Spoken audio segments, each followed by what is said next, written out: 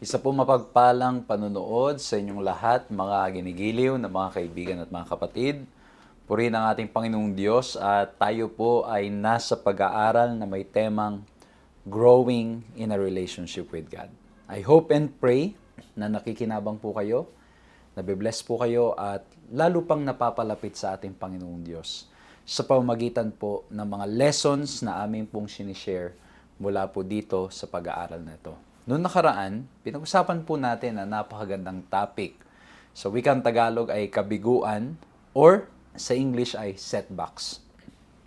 Nalaman po natin na normal na tayo ay makaranas ng mga kabiguan at setbacks sa buhay natin habang tayo'y narito sa lupa. Hindi pinangako ng Panginoong Diyos na there will be no trials, no problems while we are here on earth.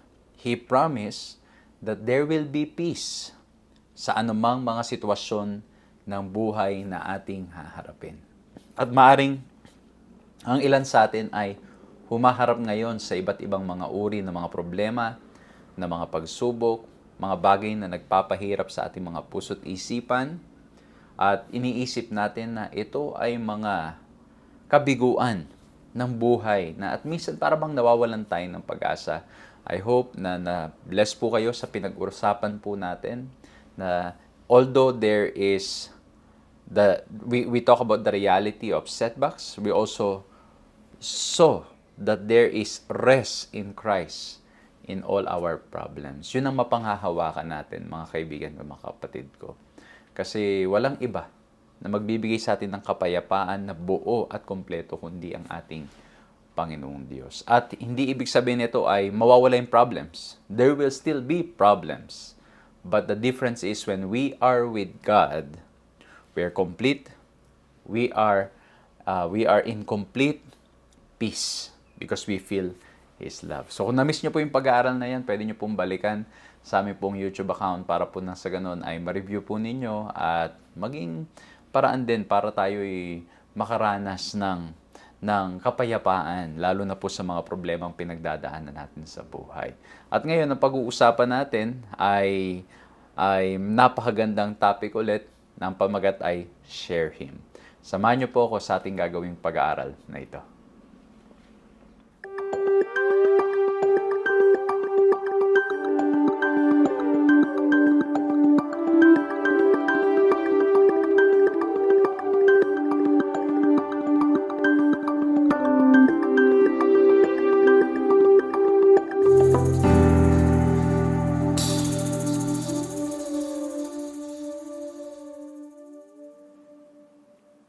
Ako po si Pastor John Alexis Mercado at patuloy po kayong sumusubaybay sa paglilingkod na pinagkakalob po sa inyo ng 3 Points Ministries. Maraming salamat po sa inyong patuloy na pagsubaybay, sa inyong pong patuloy na pagsama sa ginagawa po nating mga pag-aaral. Purihin ang ating Panginoong Diyos at tuloy-tuloy po nating nagagawa ito. Maraming salamat din po sa inyong patuloy na pananalangin para po sa inyong lingkod. As you can hear and see, hindi pa rin po ako completely okay, hindi pa rin 100%, but I praise the Lord na it's much better nung mga nakaraang mga araw. And I pray na patuloy pa pong umayos. At alam nyo naman sa panahon natin ngayon, grabe yung init, lamig, tapos tag-ulan. Grabe, iba-iba yung sitwasyon, iba-iba yung panahon. At we praise the Lord na tayo po'y tuloy-tuloy pa rin nakapaglilingkod. Maraming salamat po sa mga kaibigan, mga kapatid na gumagawa ng paraan upang sa ganon, ako po ay makadalaw sa mga iba't ibang mga churches, sa iba't ibang mga bansa. Hindi po namin magagawa kundi dahil sa biyaya po ng ating Panginoong Diyos at kung hindi po kayo ginagamit. Nawa po'y patuloy kayong pagpalain pa ng ating mahal na Diyos. At ngayon po, sa pag-uusap natin ito, ay topic natin very simple.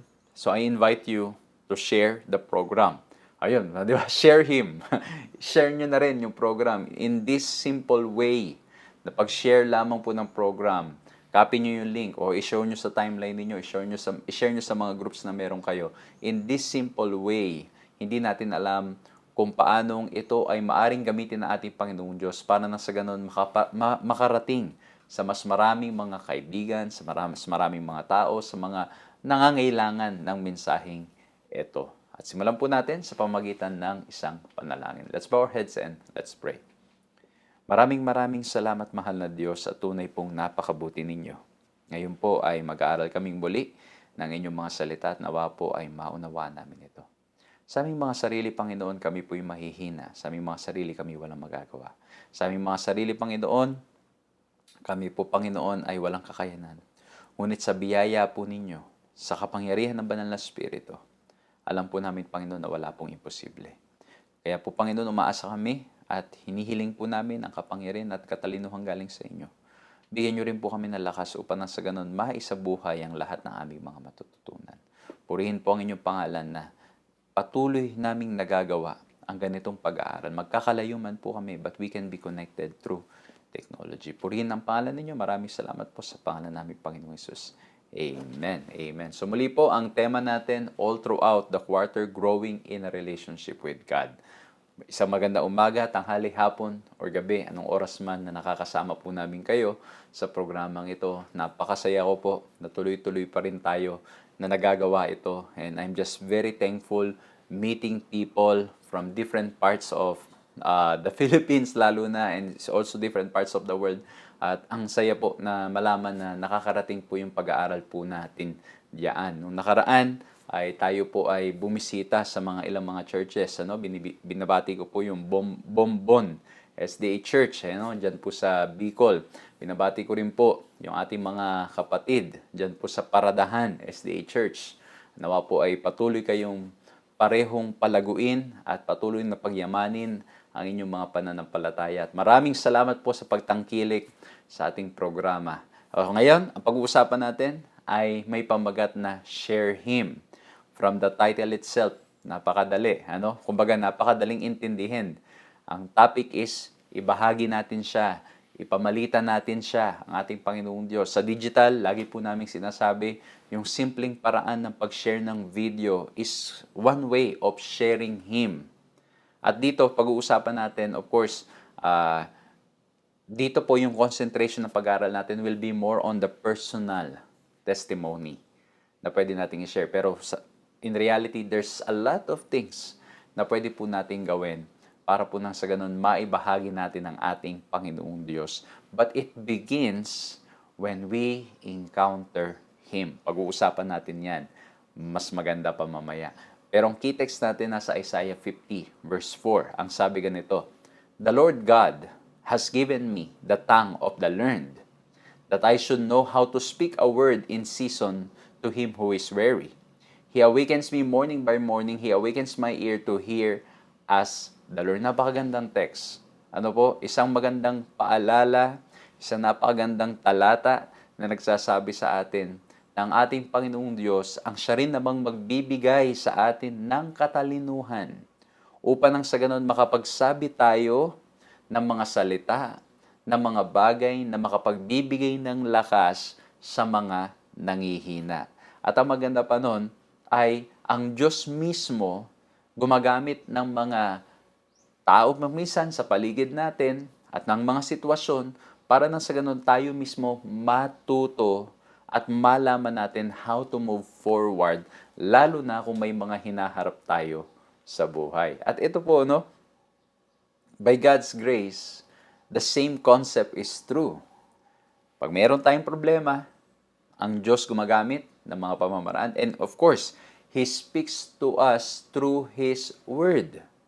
Pag binasa natin, pinag-aralan natin ang salita ng ating Panginoong Diyos, pinagkakalooban tayo ng ating Panginoong Diyos ng solusyon, ng direksyon, ng pamamaraan upang sa ganoon ay malagpasan natin yung mga pagsubok, mga problema na ating pinagdadaanan. And then, dahil tayo ay nakinabang, tayo na-bless, tayo ay na-recharge by God's grace, He will also empower us para po nang sa ganon, maging instrument din tayo ng pag-asa sa mga tao sa ating kapaligiran. Napakaganda nitong text na to, no? Isaiah 50 verse 4, na ang Diyos ang nagbibigay ng mga salita, ng katalinuhan, para po nang sa ganon ay magawa nating makapagsabi ng mga bagay na mga mabibless yung mga tao sa paligid natin. At ginagamit niya yung mga tao sa paligid, the tongues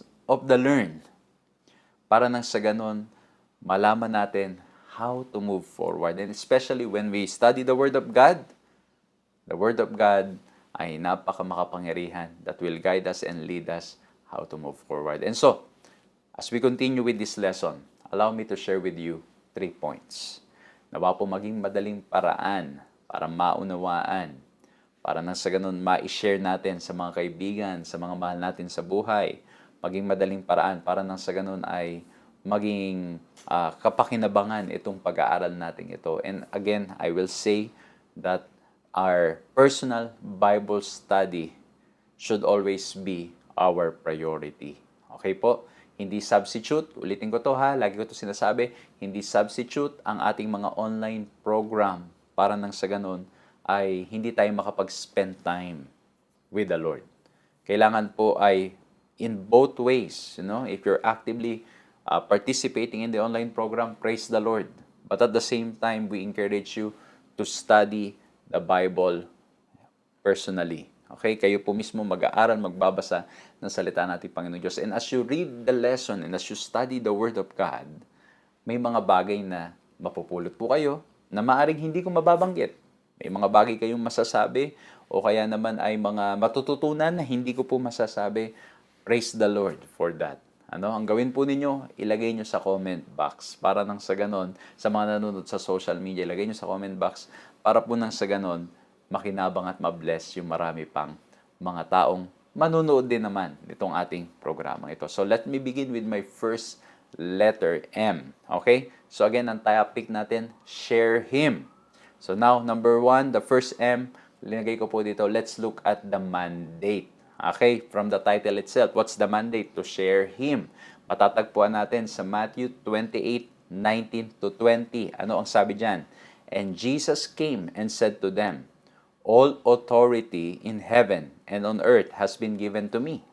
Go therefore and make disciples of all nations, baptizing them in the name of the Father and of the Son and of the Holy Spirit, teaching them to observe all that I have commanded you, and behold, I am with you always to the end of the age. Ayan, ang sabi po dyan, go, sa iba, ang translation, as you go, habang ikaw ay humahayo, habang ikaw ay nagpapatuloy sa ano man ang iyong ginagawa, make disciples.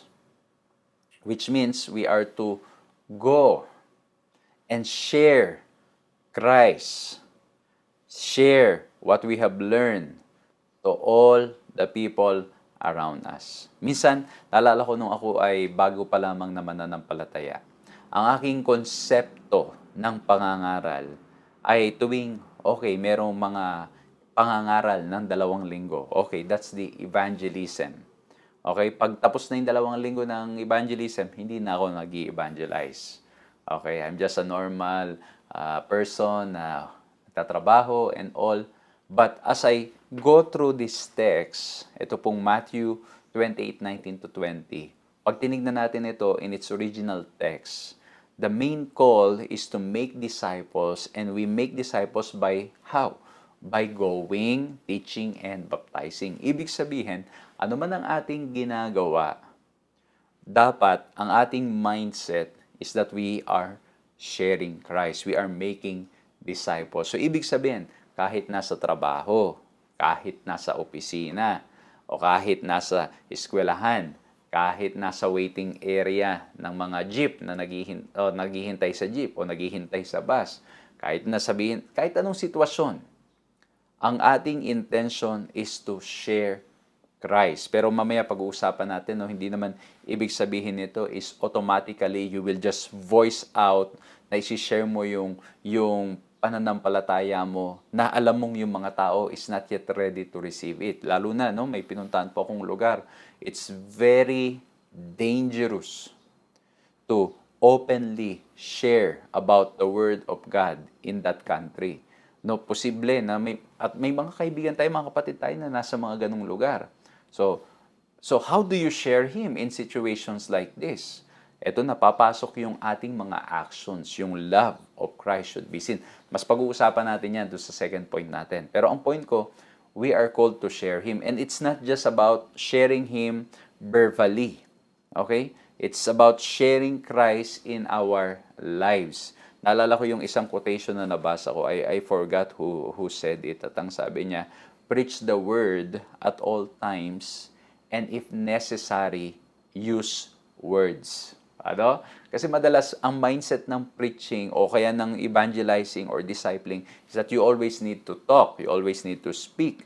Pero hindi. Ang sabi doon, if necessary, use words. Ibig sabihin, sa kilos pa lang natin, nahahayag na, nakikita na, if we are sharing Him.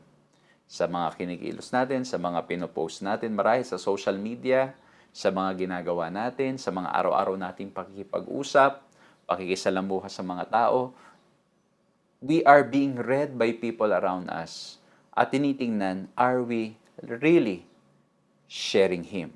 Are we true to the mandate, to the call, to the mission that the Lord has given us to share Him?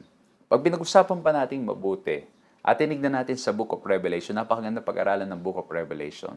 The prophetic book, no? Yung Revelation. Kasi makikita po natin from Revelation 12, 13, and 14.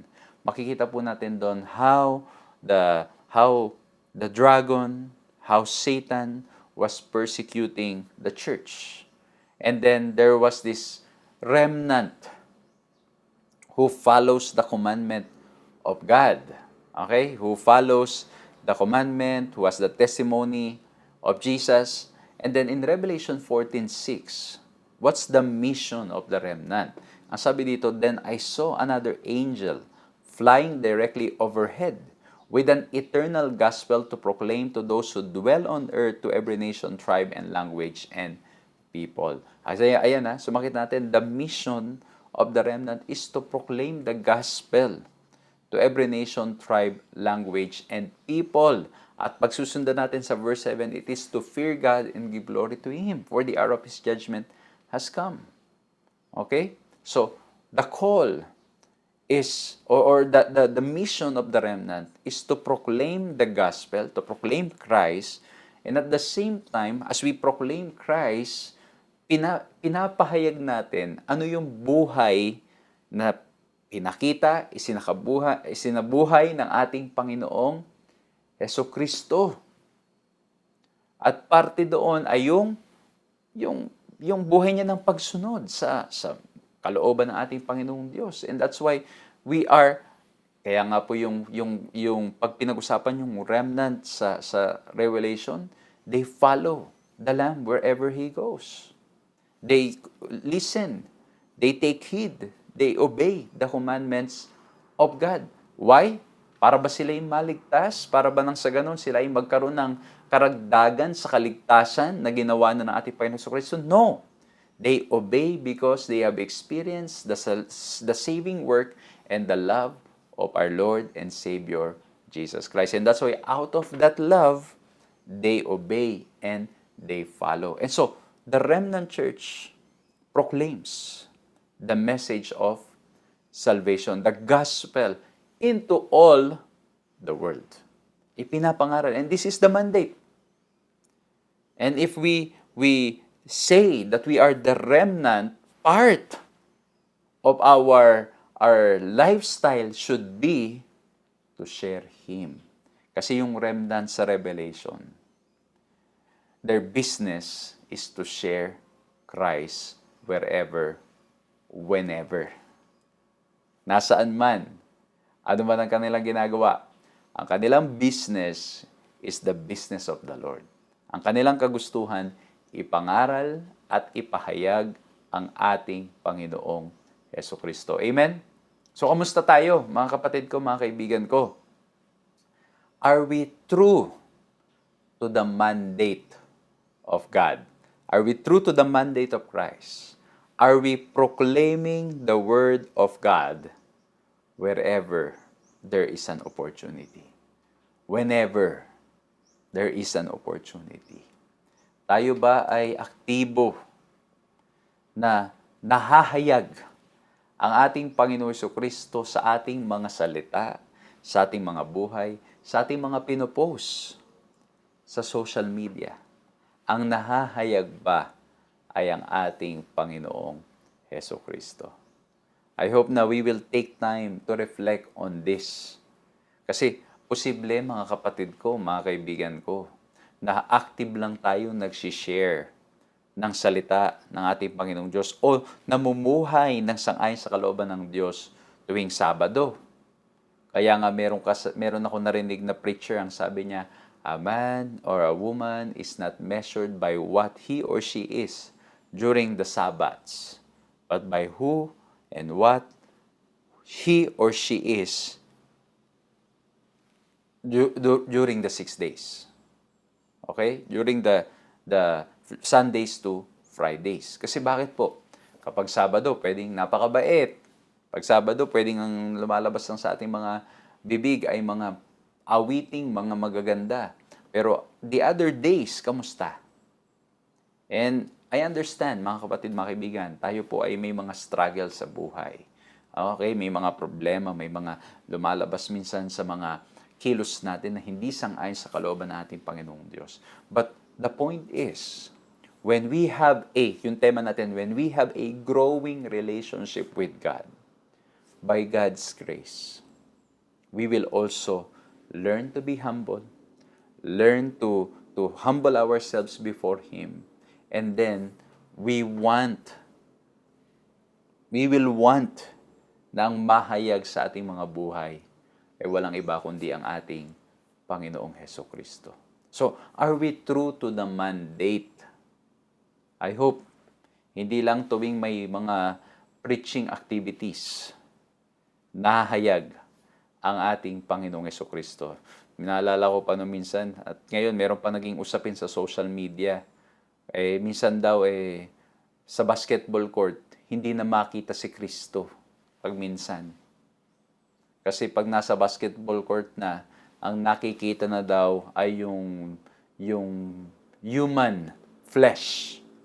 Kasi bakit? Pagdating na daw po sa basketball, eto na, naiinis, nagagalit, minsan ay pareho pang opisyal ng church o kaya minsan ay mga aktibong nangangaral pero pag sa basketball biglang naghahamon na ng suntukan.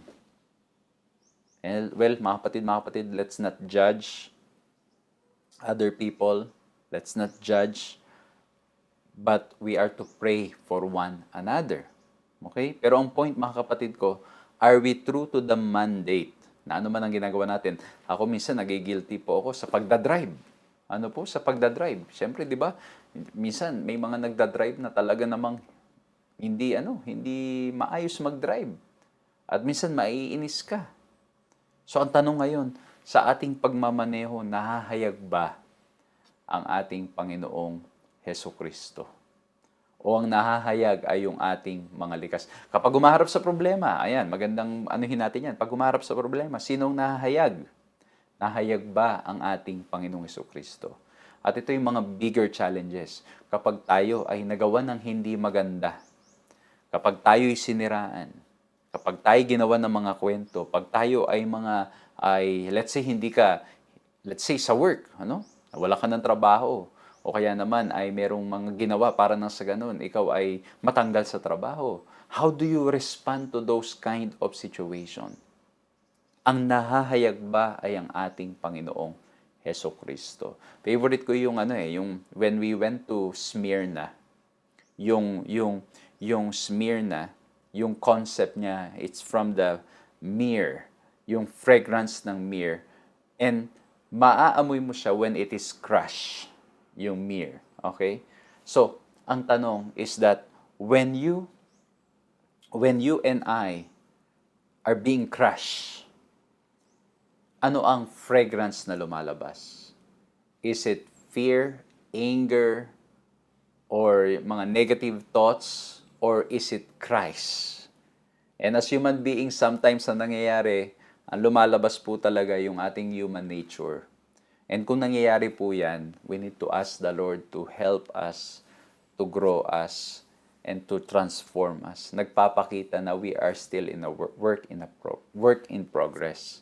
And let's pray that in all the situations na meron po tayo, mabuti or hindi mabuti, ang mahayag ay ang ating Panginoon Jesucristo at maging totoo sa atin o maging true tayo dun sa mandate to share Him in all situation, in all aspects ng ating mga buhay. Amen? So number 1, we're looking at the topic, share Him, at tinignan po natin yung first point natin, the mandate, which is to share Him. We are able to read from these two passages in Matthew and Revelation, at marami pa tayong mga talata na pwedeng basahin, but we will limit to that. Now, let's look at the second point, which is the motive. Dito, mas mahabaan natin ng konti. Ito, gusto ko to. Yung mga disciples, they were so eager to share the Word of God. At ang sabi nila sa Acts 4:20, "For we cannot but speak the things that which we have seen and we have heard." Ayan, yung sinasabi natin, no? They have seen it, they have heard it, they have experienced it, and that's why they want to share it. Hindi nila mapigilan yung mga sarili nila na ibahagi yung napakabuti, napakaganda na naranasan nila sa ating Panginoong Diyos. Nang ating Panginoong Diyos ay mapagmahal, na ang ating Panginoong Diyos ay mabuti. And that should also be our motive. What moves us to share Him is not because we are being forced to do it. Not because, yung pastor or elder ng church ay talagang, o kaya dahil tayo officer ng church, that's why we need to do it. We do it, why? Because we have experienced ang ating Panginoong Hesukristo. Kaya nga po babalik ulit doon. Yung purpose ba natin ng pagbabahagi ng mabuting balita, ng pag-share ng salita ng ating Panginoong Diyos, is it because we have experienced Him and that's why we cannot contain Him? Parang pagkain yan na natikman mo, na napakasarap. You want others to know and to taste it as well. Alam nyo, in my experience po, going around, there are times na pag napupunta po ako ng ibang bansa at nagtitraining, at maraming pagkakataon po na I'm being invited to preach, to train, and then at times po ay yayain. Pag mayroong vacant na oras, sometimes short lang, minsan mayroon po mga oras na talagang tawag dito na you can go around, although it's not part of the itinerary, pero dahil sa mga kabutihang loob ng ating mga kapatid, ng ating mga kaibigan na naroon, na they also want to show the place, alam nyo, minsan sinasabi ko na lang, wag na lang. Minsan po sinasabi ko, wag na lang. Kasi bakit? Parang, ang point ko is, Sa akin lang po ito ang point ko is, most of the time, when I go to those places, parang I'd rather have my kids and my wife, my family, nakasama ko na ma-experience namin. Kasi many times na-experience ko yung isang bagay, pumunta ako doon sa isang lugar. Ang lagi kong iniisip, sana madala ko yung family ko dito. O kaya sana magkaroon kami ng chance to taste this food. Sana magkaroon ng chance na itong mga bagay na to magawa. Tapos pag hindi ko nagagawa, parang nakakalungkot. Kaya minsan, sinasabi ko, wag na lang, okay lang, kahit hindi na lang muna. Ano? Kasi, well, alam nyo mga kapatid, to those who been with me and to those who have served with me, what I really enjoy the most is to share the Word of God and to spend time with the members.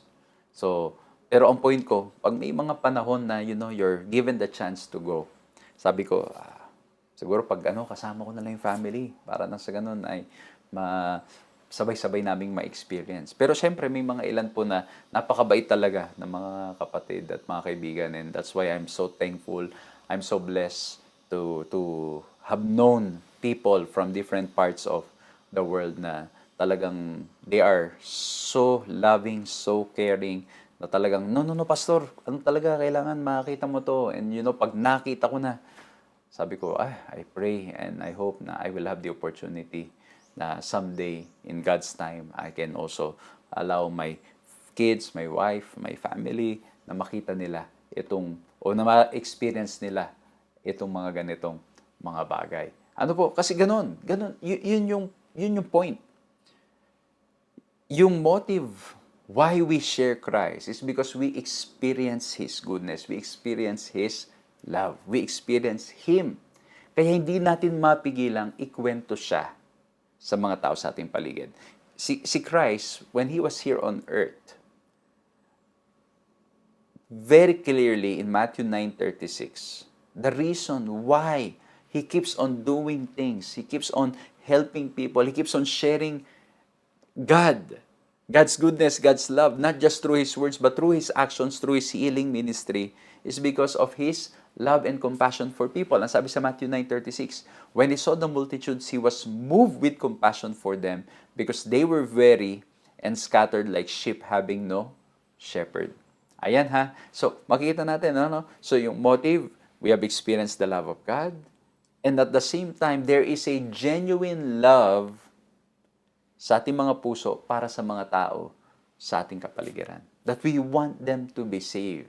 That we want them to know who Christ is. That we want them to have the same kind of hope, same kind of love that we have experienced from the Lord. So there's genuine compassion and love for the people around us. Naalala ko po na minsan, as I was going around different places, walking sometimes the busy streets of different places here in the Philippines and different parts of the world. One time, nasa aeroplano ko, napaisip na lang ako, Lord. Tapos nisip ko, kunwari doon sa aeroplano, ilan kaya dito yung nakakaalam na tungkol sa salita ng Diyos? And then, sabi ko, Lord, paano matatapos ang gawain? And then I just started praying, Lord, this is not my work. This is your work. Thank you for allowing me to participate in it.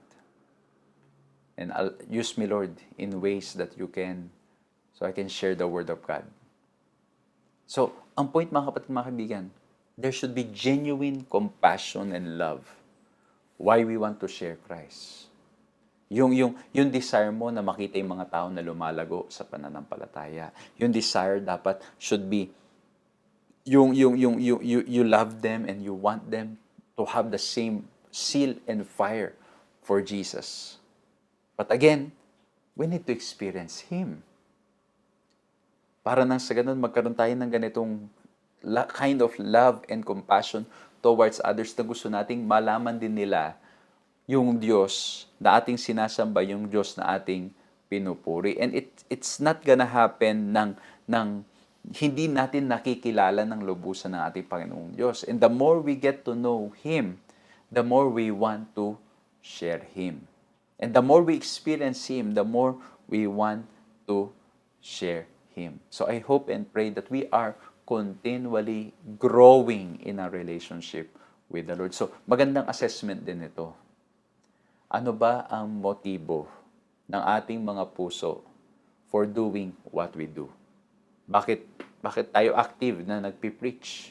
Bakit tayo active na nagpe-pray? Bakit tayo active na tumutulong? Bakit tayo active na nagbibigay? Bakit tayo active na lumalabas, nagpupunta kung saan-saan? Is the motive about really sharing what we have seen and heard? That we experience Christ?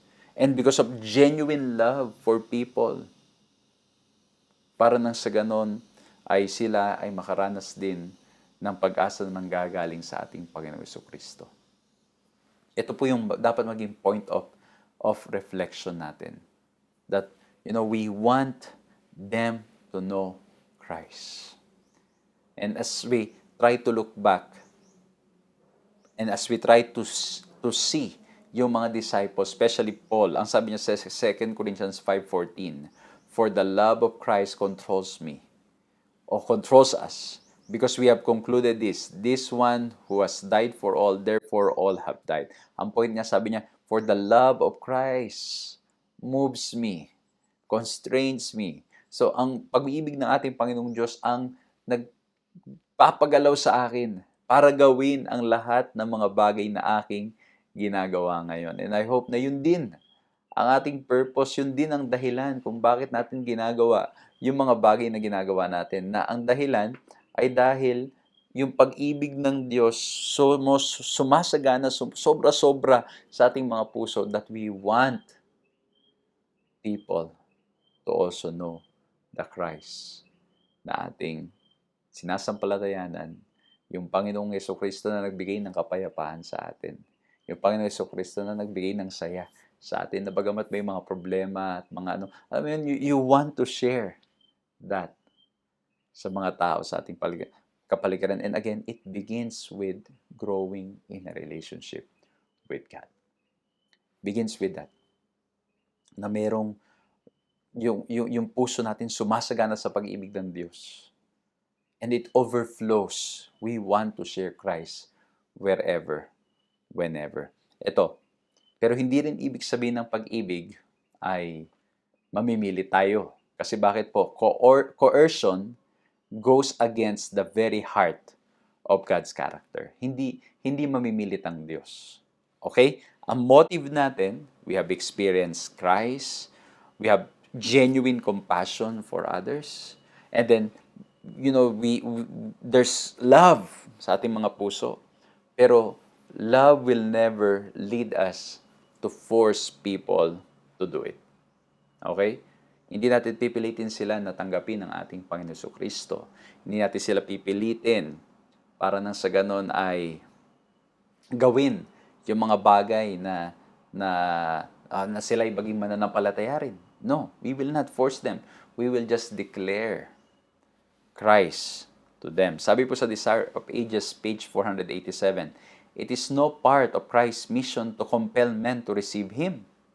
It is Satan and men actuated by his Spirit that seek to compel the conscience. There can be no more conclusive evidence that we possess the spirit of Satan than the disposition to hurt and destroy those who do not appreciate our work or who act contrary to our ideas." Ayan kita ninyo yung ipipilit mo yung isang bagay dahil hindi sumasang-ayon sa iyo yung iba. So, gagawin mo dahil hindi na-appreciate yung work mo at hindi, alam mo yun, may mga ilan sa grupo na hindi sang-ayon sa yung pamamaraan, ipipilit mo yung gusto mo o kaya naman gagawa mo ng paraan para nang sa ganun, maalis yung mga taong yan. Sabi dito, it is the spirit of Satan. It is the spirit of Satan. Kaya, it is never in the system of God to coerce and to force people. Hindi po, mga kapatid, mga kaibigan. Kaya ang ganda nitong sinabi ni Ellen White, our mission is to share. Now, it is the work of the Holy Spirit to convince, and to convert people. Siyempre, we share the Word of God. Malinaw yan. May mga text sa Bible na talagang very clearly mention na we need to understand and know what we are sharing. I-share natin talaga to the best that we can. But, hindi natin pipilitin. Ngayon, kung meron kang binahagi and then yung tao is not okay with it, then you respect. It is not our job to change them. Our role is to share with them Christ. O minsan, naalala ko na minsan, nag-Bible study po ako sa Maynila. At sabi sa akin ng Bible student na kausap ko, sabi niya, Pastor, I'm very happy that this is working for you, but I don't think it's gonna work for me. Sabi niya sa akin, yung sinishare ko sa kanya sa Bible, sabi niya, I don't think it's gonna work for me.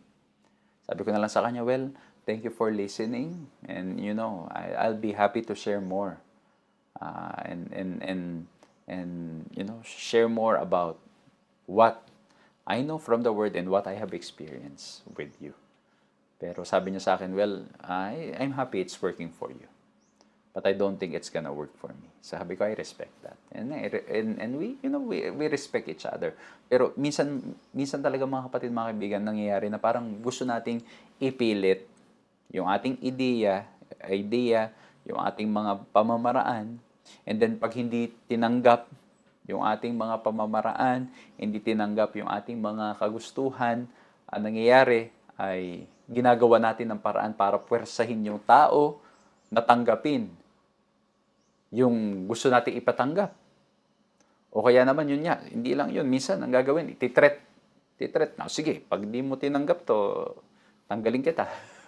O ay gawan kita ng hindi maganda. Di ba minsan may mga ganon? So, it is never in the heart of God to force people to accept Him.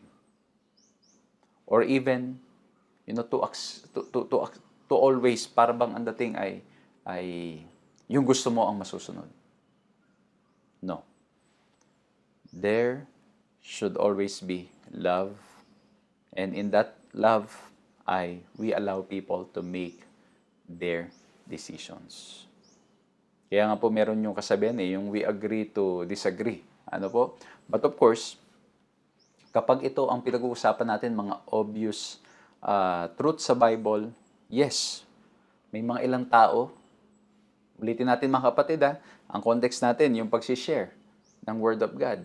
Kasi pagdating na sa, let's say, sa context ng church, na ipipilit nung isa yung talagang hindi sang-ayon sa sinasabi ng manual at ng salita ng Diyos, hindi talaga pwede. Kasi meron tayong order and system that needs to be followed. But when it comes to sharing to people, we don't force people. Okay? We don't force people. Well, at the same time, ganun din naman sa church, no? We don't force people to worship God. It should come from the heart. But at the same time, we need to understand na merong mga clear guidelines and clear things na nakasulat sa banal na kasulatan and ganun sa ating mga policies and manuals para nang sa ganun ay we will be guided accordingly. Okay? So, we educate people. We educate people. We help them understand. But we can never force them. Para nang sa ganun ay yung pinaniniwala natin, yung ating pananaw ay yun din na kanila magiging pananaw. But as we educate people and as the Holy Spirit works in the lives of people, we praise the Lord. That they open their hearts. Parang minsan meron ako nakausapan, sabi niya sa akin, it took me 4 years, Pastor. I praise the Lord. No one forced me. I was just listening to the preaching. And praise the Lord, after 4 years, I decided. I'm all in, sabi niya. So, ganun mga kapatid ko, mga kaibigan ko. So, again, ang gusto lang natin i-point, ang coercion ay hindi part ng sistema natin, Panginoon. Hindi natin pipilitin. Ang goal natin, ang mission natin, is to share. It is the work of the Holy Spirit to convert people. Hindi natin gawain yan, yung mag-convert. It is the work of the Holy Spirit. Now, for those people who have already accepted but walk away, anong sinasabi ng Bible? Ang ganda nun sa Jeremiah 31. Kasi bakit po? Sa 31:15, we read that Rachel, the grandmother of Ephraim, metaphorically, weeps because Ephraim has walked away from a relationship with the Lord. Ayan na, tumanggap na, nag-walk away. Ang sabi sa verse 16 to 17, refrain your voice from weeping and your eyes from tears. And for your work shall be rewarded, says the Lord.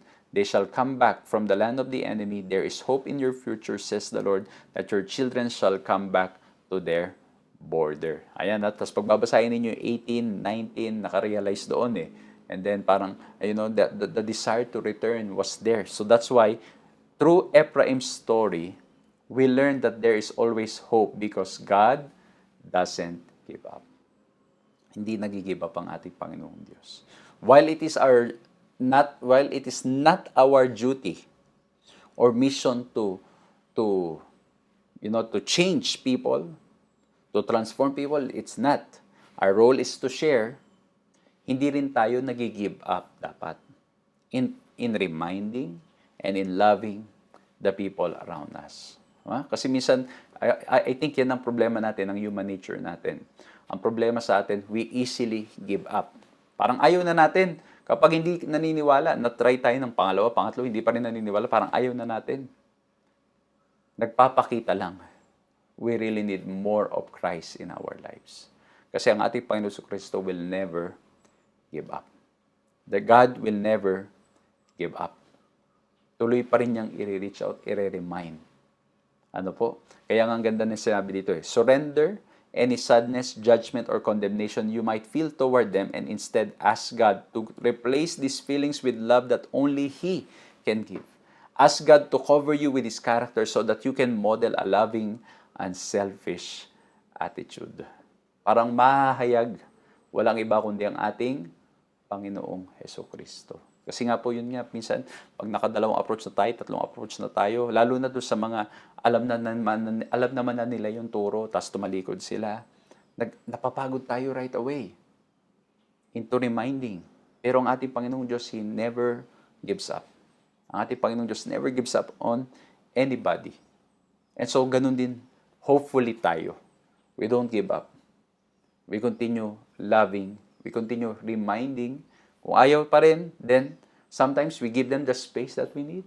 But if there is an open door for us to remind them, we remind them again. Kasi sabi ni Ellen White sa Ministry of Healing, page 470, no other influence that can surround the human soul has such a power as the influence of an unselfish life. The strongest argument in favor of the gospel is a loving and lovable Christian. The strongest argument. When there is genuine love in our hearts, we don't force people, but we continue to reach out and remind them, just like what Christ did to us, or what God did to us. Anong ginawa natin Panginoong Diyos sa atin? He continued reaching out to us kahit ulit-ulit tayong bumabagsak, ulit-ulit tayong nagkakamali, until such time we realize the love of God, we realize how much He loves us, and then we decided to give our lives fully to Him. Amen? So, ang strongest argument po is a loving and lovable Christian. So, yung mandate to share the word, ang motive should always be love. Because we have experienced more of Christ. And because we experience more of Christ, nahahayag sa ating mga buhay. And again, mga kapatid, kung sa tingin po natin, hindi pa rin ito nangyayari, madali pa rin tayong mapagod, madali pa rin tayong magsawa, madali pa rin tayong mapagod sa pagre-remind, then we need to come to the feet of Jesus. Patuloy na tayong lumapit sa paanan ng ating Panginoon Kristo. Kasi hindi natin kaya sa ating mga sarili. We need to pray that the Lord will help us to have that love. And for us to have that love, we need to grow more in a relationship with Christ. Amen? So number 1, we look at the mandate, we look at the motive, and number 3, ito po, just a simple method of sharing Him. Simple method lang. Kasi again, kung habang dinidiscuss ko ngayon, feeling ko kulang yung oras kasi doon pa lang sa motive, no? Kasi may mga konteksto na dapat maging klaro kasi baka mamaya it will be interpreted differently. Okay? So, dito po, yung sa motive, again, it should be love. There should be no coercion in, you cannot force people, especially when it's about accepting Christ. Pero sabi ko nga po, iba yung context na when there's already a clear word. Of course, pag merong malino na sinasabi sa salita ng Diyos, hindi pa rin natin pipilitin ng mga tao. Pero pag ito ay pinag-uusapan ay church na pamamalakad and all, hindi pwedeng yung gusto lamang ng isa ay mangyayari. Kasi if there is, a clear, established rules, guidelines, policies in place, we need to follow that. Hindi pwedeng ipipilit mo yung gusto mo. Pero at the end of the day, you remind people in love, and tatandaan natin, pag sinabing love, it is not the absence of justice. Kasi pag hindi mo naman dinisiplin, kung tulad yung nangyari dito sa story ni Ephraim, he was disciplined, he was rebuked, and that's why by God's grace he returned. Kung wala namang discipline, pag wala rin namang justice, then you just tolerate the mistakes of others. So, kaya po yung love, and at the same time, justice, again, marami pa sanang dapat i-discuss doon sa second. But ang point, ang motive should be love. Dapat pag-ibig ang umiiral sa ating mga puso, and we will never force people. Okay? So, now, number 3, simple method ng sharing ng Word of God. Number 1, dito po sa third point. Okay? Una, build a genuine friendship. Ayan, dapat talagang genuine ha. Hindi yung kinakaibigan mo lang kasi gusto mo lang maka-reach ng number of souls o kaya number of people to be baptized. Hindi ganon. Kailangan ang purpose mo is genuine friendship. Kumbaga talagang gusto mo maging kaibigan yung community. Gusto mo talagang makilala yung mga tao sa paligid. At gusto mong maging blessing sa kanila.